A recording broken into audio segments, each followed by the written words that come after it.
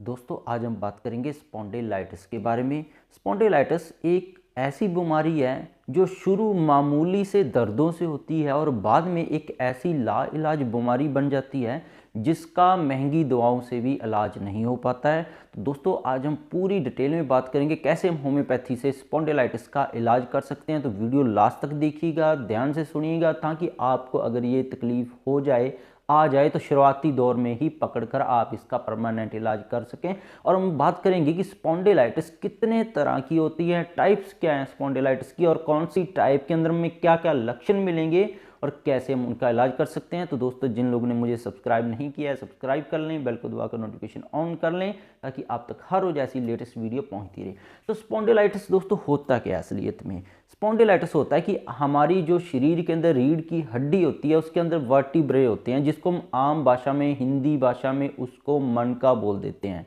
तो ये जो वर्टिब्रा होते हैं इनके अंदर जो मनके होते हैं रीढ़ की हड्डी के अलग अलग, तो इसके अगर गर्दन वाली हिस्से में से अगर मनके सूज जाएं तो उसको हम सर्वाइकल स्पॉन्डिलाइटिस बोल देते हैं। तो ऐसे ही शोल्डर है जो कंधों का हिस्सा है जो रीढ़ की हड्डी के साथ जुड़ता है उसको हम अलग तरह के स्पॉन्डिलाइटिस बोल देते हैं। इसी तरह कमर का अगर जो हिस्सा है उसके अंदर जो वहां पे वर्टिब्रा है जो रीढ़ की हड्डी के मनके है कमर की हड्डी के वाले हिस्से में से सूज जाए उसको हम लंबर स्पॉन्डिलाइटिस बोल देते हैं। इसी तरह जो कमर के पास जो रीढ़ की हड्डी है, रीढ़ की हड्डी से जो कूल्हे की हड्डी जुड़ती है वहां पे अगर कोई ना कोई मनकों के अंदर सूजन शुरू हो जाए, बीमारी शुरू हो जाए, उसको हम अनकाइलोजिंग स्पॉन्डिलाइटिस बोल देते हैं, जो बहुत ही आगे चलकर ना ठीक होने वाली बीमारी बन जाती है। तो इस स्पॉन्डिलाइटिस की कुछ ना कुछ किस्म है। तो आज हम सभी के बारे में बात करेंगे कि नेक पेन अगर शुरू हो जाए या कोई और किस्म की आपको गर्दन दर्द के साथ और कोई स्पॉन्डिलाइटिस की टाइप आपको होगी है उसका कैसे इलाज हम करेंगे। तो ये कुछ टाइप्स हैं अलग अलग स्पॉन्डिलाइटिस की। तो इनके कारण क्या है स्पॉन्डिलाइटिस होने का ये भी जान लेते हैं। तो स्पॉन्डिलाइटिस होने के कुछ कारण है जैसे कि जेनेटिक है, आपकी पीढ़ी दर पीढ़ी ये बीमारी चल सकती है। ऑक्यूपेशन है, आप कंप्यूटर वर्कर हैं, आप बैंकिंग जॉब में हैं, आप क्लैरिकल जॉब में हैं, या आप कुछ ऐसी जॉब में हैं जहां पे आपको दिन भर बैठे रहना होता है और आपका लिखने का काम है जिससे गर्दन झुकी रहती है और इसी से सर्वाइकल स्पॉन्डिलाइटिस शुरू होता है। गर्दन के आसपास सूजन शुरू हो जाती है, जो मनकों के अंदर है वर्टिब्रा के अंदर है जो आर्थराइटिस जैसी सूजन शुरू हो जाती है और आपको दर्द शुरू हो जाती है। ऑटोइम्यून डिजीज है, आपको ऑटोइम्यून डिजीज के ऊपर मेरी पूरी वीडियो देख सकते हैं। आपका ESR बढ़ा हुआ है, आपका CRP बढ़ा हुआ है, आपको RA पॉजिटिव आ गया है, आपको हेपेटाइटिस B या C हो गया तब भी स्पॉन्डिलाइटिस की प्रॉब्लम शुरू हो सकती है।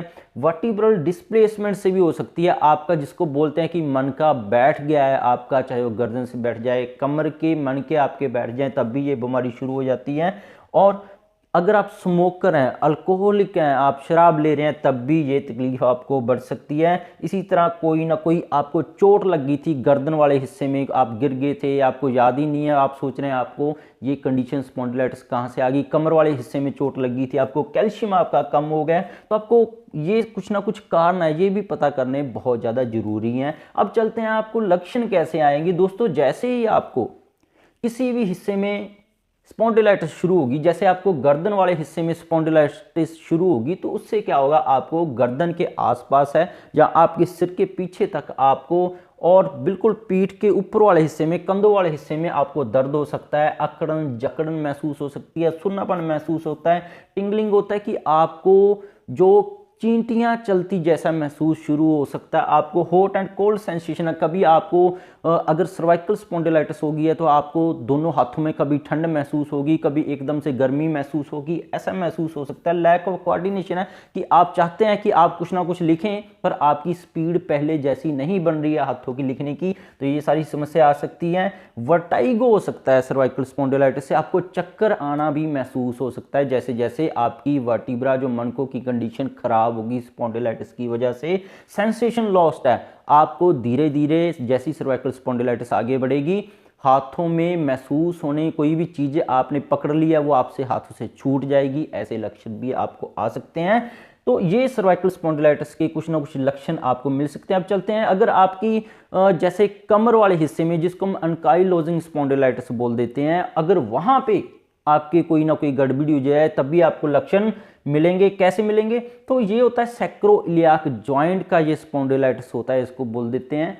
तो इसमें भी सेम ही सिम्टम मिलेंगे, आपको कमर वाले हिस्से में दर्द मिलेगा, स्टिफनेस है कमर वाले हिस्से में, अकड़न और जकड़न मिलेगी, नंबनेस है, इसमें जो नंबनेस है, जो सुन्नापन है वो टांगों मिलेगा, दोनों में, एक में ही मिल सकता है, दोनों में मिल सकता है। लैक ऑफ कोऑर्डिनेशन है, आपको देखकर कदम उठाना पड़ेगा, अगर बिना देखे आगे हुए आप चलेंगे तो गिरने जैसा महसूस आपको होगा। हॉट एंड कोल्ड सेंसेशन है, कभी आपको पैर ठंडा लगेगा, कभी गर्म लगेगा, तो ऐसे महसूस होने लगेगा। ऐसे ही इसमें सेंसेशन लॉस्ट हो जाता है कि आपके पांव से चप्पल चलते चलते ही निकल जाती है। और शैटिका, जिसको हम रींगन वाय बोल देते हैं हिंदी भाषा में, एक टांग में दर्द कमर से शुरू होता है, एक टांग में दर्द शुरू हो जाता है, फिर वो दर्द नीचे तक जाता है। ये घुटने में भी अकेला हो सकता है, घुटने के आसपास, अकेली जांघों में भी हो सकता है, और घुटने से नीचे वाले हिस्से में ही टांगों में हो सकता है, अकेले पैर की किसी उंगली में सुन्नापन या दर्द भी हो सकता है। तो ये अनकाइलोजिंग स्पॉन्डिलाइटिस के लक्षण आपको मिल सकते हैं। कमर दर्द तो इसमें रहता है, अकड़न, जकड़न, नंबनेस, टिंगलिंग सेंसेशन, सुन्नापन, ये सारे स्पॉन्डिलाइटिस के लक्षण है। तो नेक पेन इसका बहुत ही बढ़िया शुरुआती लक्षण है सर्वाइकल स्पॉन्डिलाइटिस का। तो इसमें सुन्नापन ये सारी आ जाती हैं। अब क्या है कि इसका ट्रीटमेंट क्या होगा होम्योपैथी से? होम्योपैथी से भी ट्रीटमेंट करने से पहले आपको जांच करवाना जरूरी है कि आपको स्पॉन्डिलाइटिस किस बीमारी की वजह से हुआ है, कौन सा ऐसा आपके शरीर के अंदर बदलाव आया कि आपको स्पॉन्डिलाइटिस हो गया है। तो जैसे ESR, CRP, ASO, RA, ऐसे बहुत सारे, विटामिन बी का एनालिसिस, डी का एनालिसिस, कैल्शियम की जांच, ये सारे टेस्ट करवाना जरूरी है परमानेंट ट्रीटमेंट के लिए। चलो आपने कोई भी टेस्ट नहीं करवाया है तो आपको मैं होम्योपैथिक एक ऐसी मेडिसिन बताऊंगा, अगर टेस्ट नहीं भी करवा रहे हैं तो इससे आपको आराम मिलेगा और कोई साइड इफेक्ट भी नहीं होगा। तो इस मेडिसिन को हम बोल देते हैं, होम्योपैथिक मेडिसिन को, सिम्फाइटम 30। तो सिम्फाइटम 30 ये होम्योपैथिक मेडिसिन है। तो इन कंडीशन में, सर्वाइकल स्पॉन्डिलाइटिस में, अनकाइलोजिंग स्पॉन्डिलाइटिस में, शोल्डर आपके इफेक्ट हो गए हैं, गर्दन दर्द आपकी जा ही नहीं रही है, तो इन हिस्सों में आपको ये मेडिसिन इस्तेमाल करने से बहुत ही बढ़िया फायदा मिलेगा। सिम्फाइटम 30 आपने 40 नंबर की गोलियों पे आपको तैयार करवानी है। तो ये मेडिसिन तैयार करवाने का तरीका है इसके ट्रीटमेंट के लिए। इसको लेना कैसे है कि आपको इलाज बड़ी जल्दी शुरू हो जाए। तो सिम्फाइटम 30 40 नंबर गोलियों में तैयार करवानी है। इसको खाने का तरीका क्या है? दवा सुबह खाली पेट 2 गोलियां जीभ पे रखनी है, चूस लेनी है। इसी तरह दोपहर को, इसी तरह रात को सोते समय 2 गोली दवा जीभ पे रखनी है, सो जाना है। अगर आपको दर्द गर्दन में ज़्यादा हो, कमर में ज़्यादा हो, शैटिका का टांगों में दर्द ज़्यादा हो, नेक पेन आपका जा ही ना रहो, तो यही दवा आप 5 से 6 बार ले सकते हैं। तो इसके लिए आपको एक्सरे भी निकलवाने पड़ सकते हैं। तो डॉक्टर से भी जरूर मिलिएगा, इस दवा का साइड इफेक्ट नहीं होगा, आपको लाभ मिलेगा, बहुत ही बढ़िया ट्रीटमेंट होगा इससे। तो डॉक्टर से मिलकर अपनी जांच करवाकर परमानेंट ट्रीटमेंट भी लेना शुरू कर दें। होप आपको समझ आ गया होगा स्पॉन्डिलाइटिस कितने तरह की होती है, क्या लक्षण होते हैं, इसको कैसे इसका इलाज करें, परमानेंट कौन सी होम्योपैथिक मेडिसिन सिम्फाइटम इस्तेमाल हम करके इसका बीमारी का ट्रीटमेंट कर सकते हैं।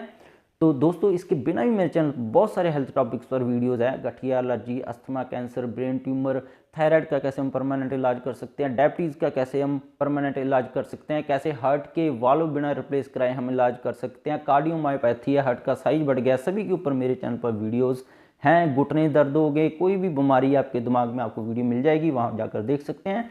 तो जिन लोगों ने मुझे सब्सक्राइब नहीं किया है, सब्सक्राइब कर लें, बेल को दबाकर नोटिफिकेशन ऑन कर लें, ताकि आप तक हर रोज ऐसी नई लेटेस्ट वीडियो पहुँचती रहे।